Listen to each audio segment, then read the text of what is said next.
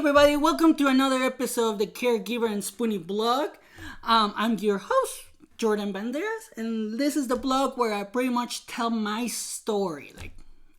And thank you for listening. If you're one of the listeners that actually is listening to the blog or the podcast, thank you so much. I appreciate it because this has helped me grow so much.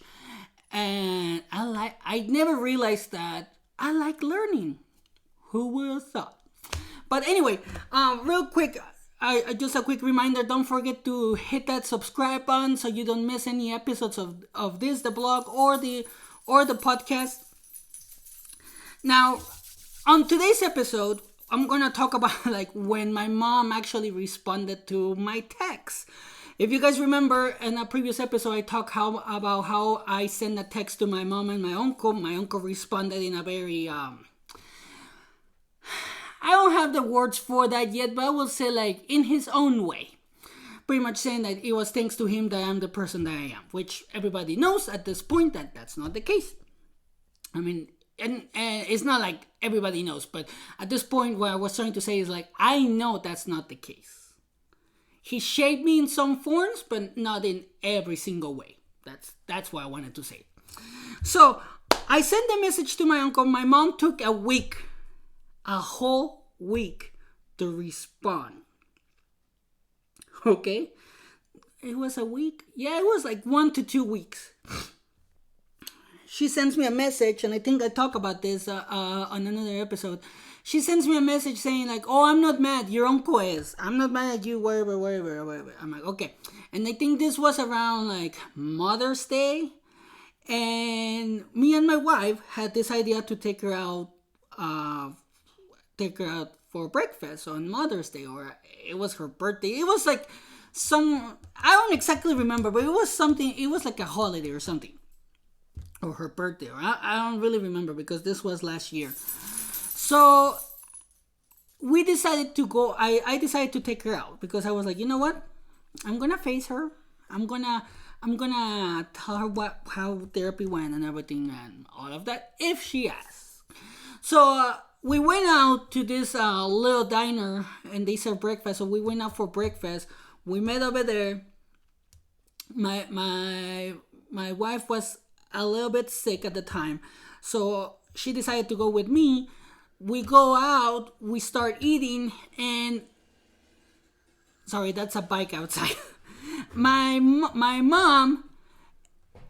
And this is where I kind of figure out, okay, it's not like she doesn't want to know. It's probably she doesn't know what to ask. Because she never asked me anything about what I told her on the text. And that's one thing about my family. They like to put everything under the rug. I'm not like that anymore. I used to be like that. But the problem when you do that is that, and probably you have faced something like that.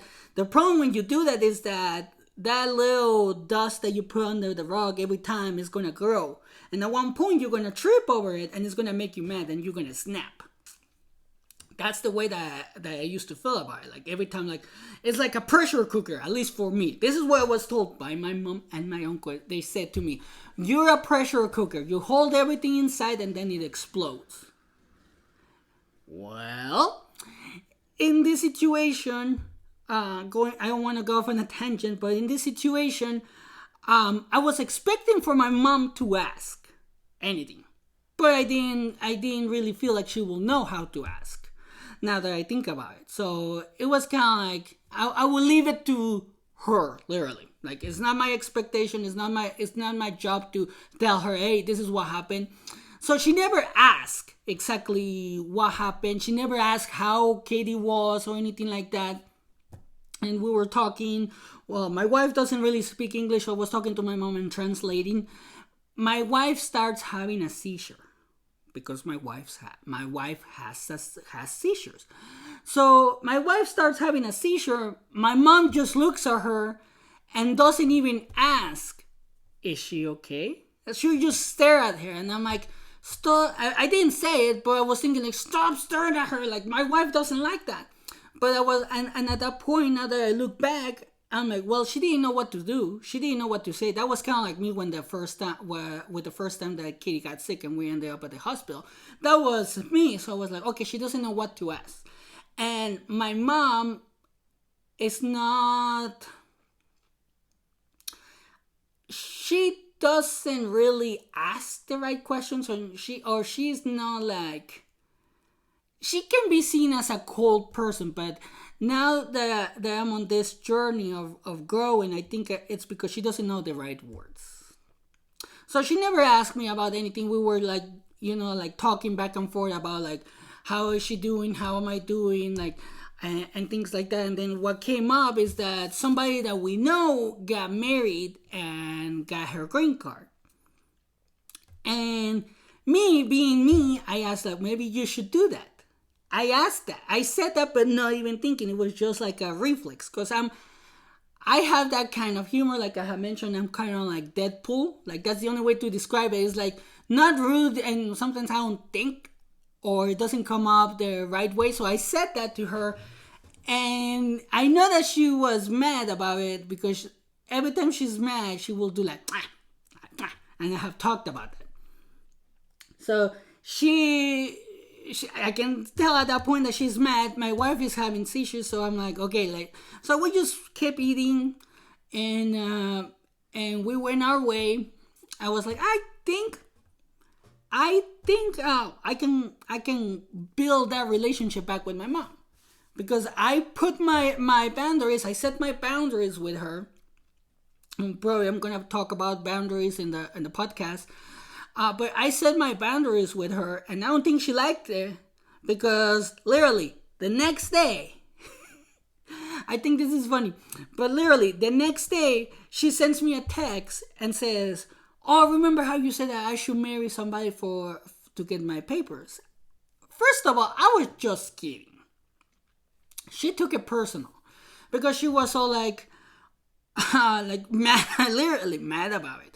She was all like, well, I won't do that, but if you're willing to give me the papers, like she's okay now and everything in regards to that situation, but she was all like, if you're willing to help me get my green card, I will pay you. And I was like, the old me would have said yes because of the money.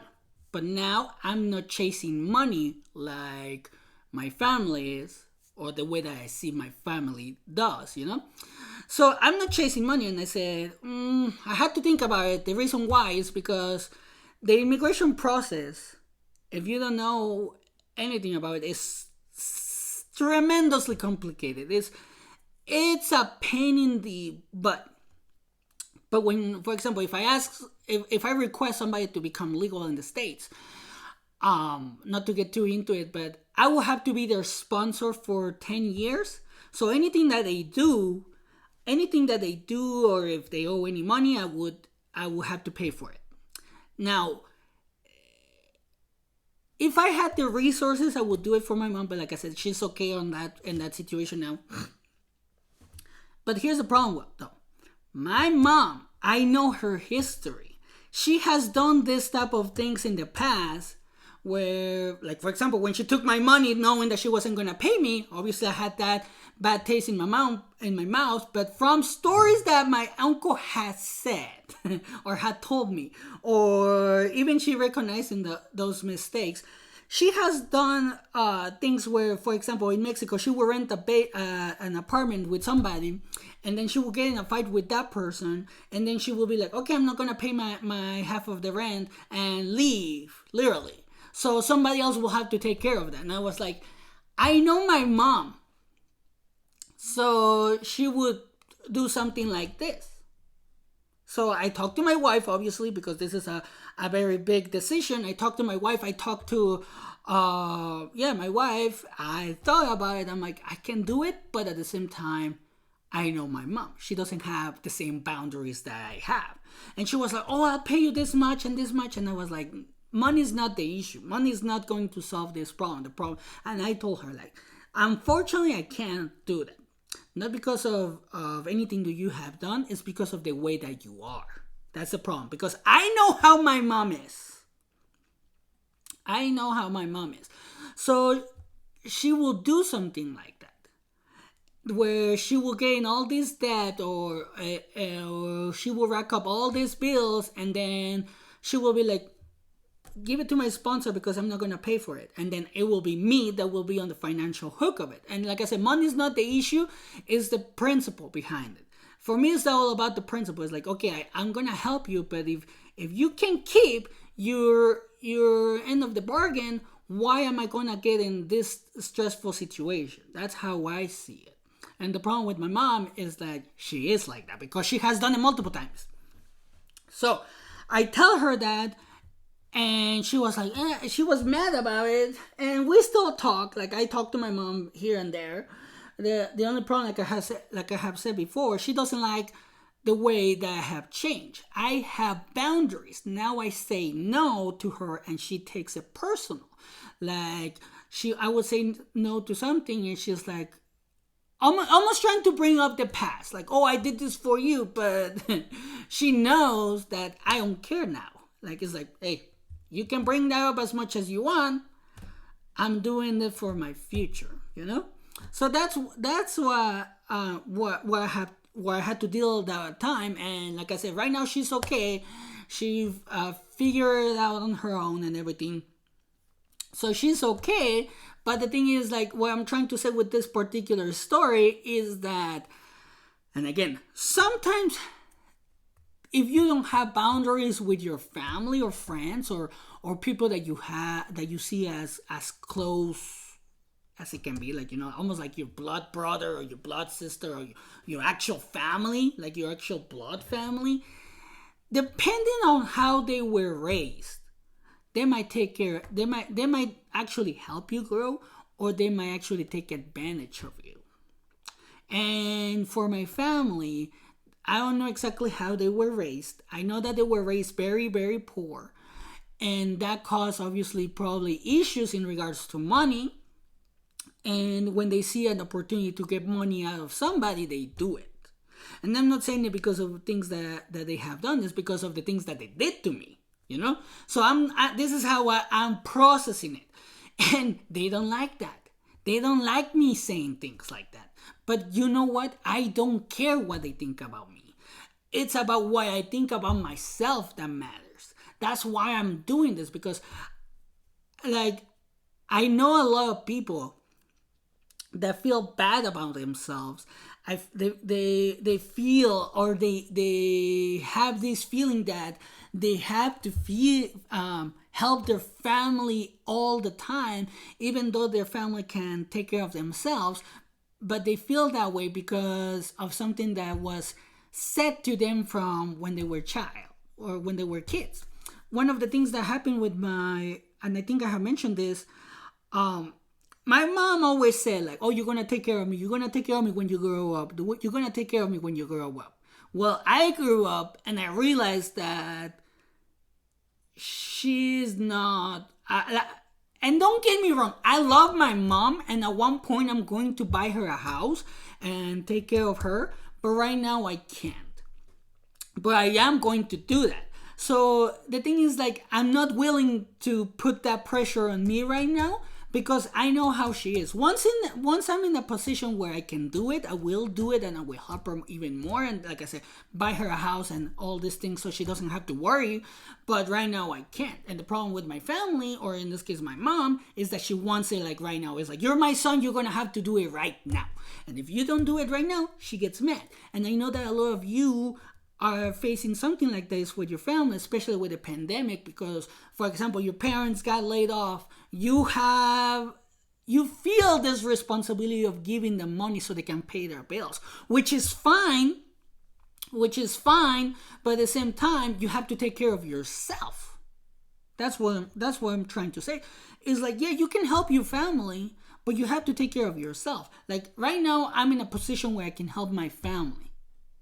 But the problem is that they don't respect my boundaries. Because they don't respect my boundaries, and I say no to them, they take it personally, and I'm like, okay, I'm not gonna deal with this BS. because I have to deal with other stuff. Like this right now is going to derail me from my goal. Like dealing with them right now is going to derail me from my goal, which is in this case learning, making the podcast bigger and all of that. Because my mom, before we got in a fight or anything like that, she will text me and call me all the time. So it kind of feels good right now that she doesn't really text me. And same with my uncle. My uncle will always call me or text me anytime he needed something. So it kind of feels good that I'm not being bothered or bother anytime somebody needs something from me. So that's why I'm able to take care of myself, and that's why I'm saying like right now until I get to the position that I want to get where I can help my family, I will help them. But in the meantime, they're gonna have to wait. And that's what you have to do sometimes. You're going to have to put them, in this case, like my mom. I said to myself, like, she's going to have to wait in regards to financial help or anything like that because I don't have the time for that. And because of everything that's going on, she's not working very much. So even if I lend her money, she's not going to be able to pay me. But right now, I need that money to feed my family, feed my wife, feed my dogs, being able to buy medications for my wife. So when you're a spoonie and you have to get medication, sometimes your family might act like, oh, you don't need that medication. I know this for a fact because somebody told me this story.